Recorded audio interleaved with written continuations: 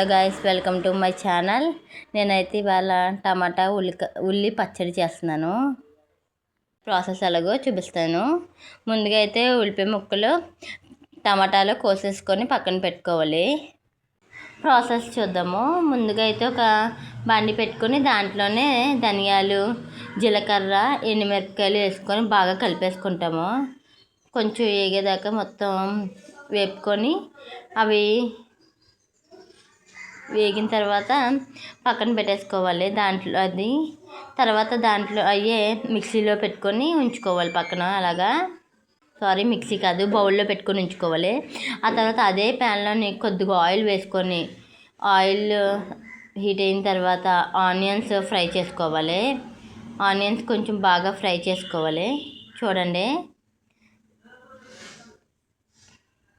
తర్వాత అందులోనే కొన్ని టమాటాలు వేసుకోవాలి. టమాటాలు ఎక్కువగానే పడతాయి ఉల్లిపాయ టమాటా కారం పచ్చడికే. బాగా కలుపుకోవాలి. ఉల్లిపాయలు ఫ్రై అయిన తర్వాత దాంట్లోనే కొంచెం సాల్ట్ వేసుకున్న తర్వాత మళ్ళీ కలిపేసుకోవాలి. కలుపుకుంటూనే ఉండాలి. ఈ ప్రాసెస్ అంతా సిమ్లో పెట్టే చేయాలి మొత్తం, లేదంటే అడుగున మాడిపోవడం గట్టా చేస్తుంది.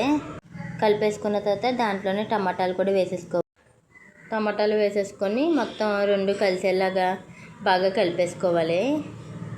చూడండి. కొంచెం బాగా కలిపేసుకున్న తర్వాత అందులోనే కొంచెం లైట్గా చింతపండు వేసుకోవాలి. చింతపండులో పిక్క ఉండకుండా చూసుకోండి. బాగా కలిపేసుకోవాలి చింతపండు కూడా. టమాటాలు కొంచెం దగ్గరికి వచ్చేదాకా కలుపుకోవాలి. కొంచెం బాగా టమాటాలు మరిగేదాకా నేనైతే కలుపుకున్నాను. చూడండి, కొంచెం దగ్గరికి వచ్చింది.